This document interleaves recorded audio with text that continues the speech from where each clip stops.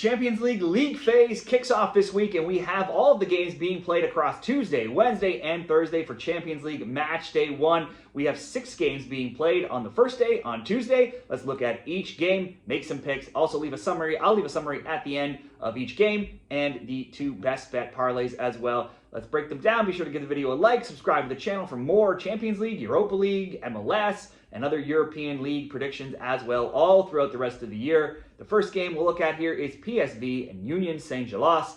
PSV have an almost perfect start to the Dutch league. They're in second right now at 4-0-1. They've scored a ton of goals with 17 goals for, but also given up quite a few with 8 goals allowed in those 5 games as well. They just won 5-3 in a wild 8-goal game this weekend. USG, Union Saint-Gilloise, they have also been solid. They're second in Belgium, 5-2-0. They too have been scoring a ton of goals. They have 15 goals scored, just 3 conceded. And the only ever meeting between them back in July, oddly, a very recent, PSV won 1-0. That was just a friendly game though. PSV has won back-to-back Dutch titles. They went on to the Champions League round of 16 last year, losing to Arsenal. This is, meanwhile, USG's first ever trip to the Champions League main stage. This is a must-win game. If you look at PSV's from the Eredivisie, their other opponents that they have coming up, Bayern Munich, Napoli, Atletico Madrid, Bayern Leverkusen, Newcastle, Liverpool, and Olympiacos. This will be the game they have penciled in, but they are expecting to get and hoping to get the 3 points. Pepe scored twice for PSV this weekend, so he could be a possible prop play. Union Saint-Gilloise, they're missing 4-goal man Florix to suspension, but they still have another man who scored 4 goals in Rodriguez. He too got on the score sheet this weekend for them. PSV are home. They are averaging over 3.3 goals per game, but they're also conceded 1, 0, 2, 2, and 3 goals. So I would see some goals. I think there should be some goals that both teams score. -170 could certainly be an option. Or if you're picking a winner, I'd probably have to go to PSV being at home and being the more experienced Champions League team. But I think we can see goals coming from both here. Next up, Athletic Club Bilbao and Arsenal. Bilbao had won 3 straight in La Liga before losing 1-0 to Alaves this weekend. They're second. Bilbao has scored 6 and allowed just 4. Arsenal, also strong defensively. They've given up just 1 goal in the EPL, scoring 9, being 3-0-1. They're second overall. They just beat Forest 3-0 this weekend. This is the first ever competitive match between these teams, but they did recently play in a somewhat friendly game, the Emirates Cup, back in August, where Arsenal easily won 3-0. They had goals from Jacquera, Saka, and Havertz. Arsenal are slightly weakened, though. They are missing some of those players, Saka, Saliba, Havertz, Odegaard. They do have a deep squad, though, to pull from, but certainly some key members are missing out.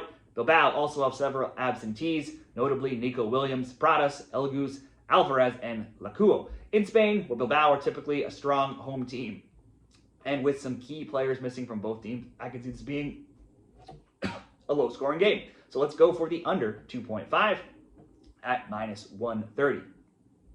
Next up, Juventus and Dortmund. Juve have started strong in Italy, 3-0-0, and they're second. It was a low-scoring 2-0 and 1-0 wins to start before a wild 4-3 win over Inter Milan this weekend. Dortmund undefeated as well, 2-1-0 in Germany after a 3-3 draw. They came back with 3-0 and 2-0 wins. However, this weekend's win over Heidenheim came playing up a man for most of the game, so a little bit of an asterisk there. Dortmund have some defensive injuries, which are a concern. Kahn, Sule, and Schlotterbeck all set to miss out. Girassi, though, will lead the line. He has had a combined 10 shots on target in his last 2 games, getting 5 in both of those, and he has 18 total in the 6 games for Dortmund overall this season. He has 1 or more shots on target now, and 8 goals across 1 or more shots on target in every game, and 8 goals across all competitions.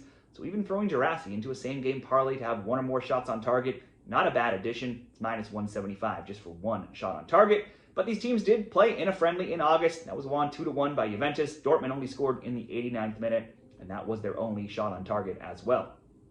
Both have looked strong so far. Dortmund missing some defenders, but then Juve, they have just given up 3 goals this weekend as well. Juve were the draw kings last year, so I see possibly the both teams to score -145 or the draw +240 being good options, or both teams to score and Girassi, the both teams to score -145, the draw +240, or both teams to score and Girassi to have a shot on target at +115 could be the options for this game. Next up, Benfica and Qarabag. Benfica had 3 straight wins, but then they drew Santa Clara 1-1 this weekend in Portugal. They've scored 7, allowed just 2. Benfica just barely got past Fenerbahce in the playoffs, 0-0, and then winning 1-0 to get here. Qarabag is only 7th right now in Azerbaijan, 1-1-1, all low-scoring games, a 1-0 loss, 2-0 win, and 1-1 draw. They got past Ferencváros in qualifying 5-4 in aggregate to get here. This will be the first ever meeting between these teams as well. You would think in Portugal here, anything other than a Benfica win, where they likely score a couple of goals, would be a shock. They are, though, missing several players: Decic, Ba, Silva, Bruma, and Luca Bacchio. Pavlidis is the team leader with 2 goals, so he could be worth a bet in the player prop department. This game, probably only good, though, in a parlay. Even in combining Benfica to win, Benfica to score over 1.5 goals, and Pavlidis to have a shot on target, that only comes in at -188, so maybe use that in a parlay. Next up, Tottenham and Villarreal. It's a good start in England for Tottenham. They are 3rd, 3-0-1. Typically a leaky defense from last season, though. They've scored 12. They've not, and only allowed 4 in those games. They've scored 8, just beat West Ham 3-0. Villarreal started with 2 wins and a draw, but they lost 2-0 to Atletico Madrid this weekend.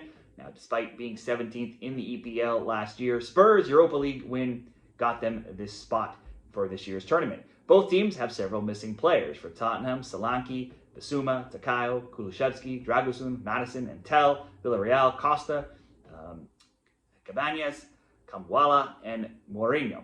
Both teams have poor records against teams from the opposing country when it comes to Champions League matchups. Spurs against Spanish opponents, Villarreal against English opponents, so not good for, kind of cancels each other out here. Now for the best bet, Spurs have only failed to score once in 16 European games, and that was at home. And they are at home and good form. I would think they should score. If I was picking a winner, I'd go to Spurs, or perhaps a same-game parlay, Tottenham to score and under 3.5 goals at -120.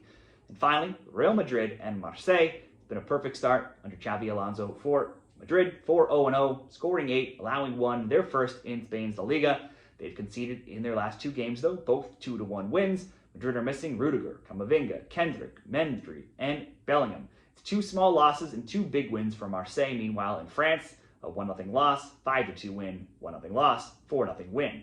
Now, both of Marseille's losses have come on the road and to much weaker sides than Real Madrid. I'd have to look to Los Blancos to win if I was going to pick a winner here, but they are heavily favored. With 4 goals, you could look to Mbappe to get on the score sheet as well. In 4 games, only 3 players have scored, though, for Madrid, being Mbappe with 4, and Güler and Vinicius with 2 each.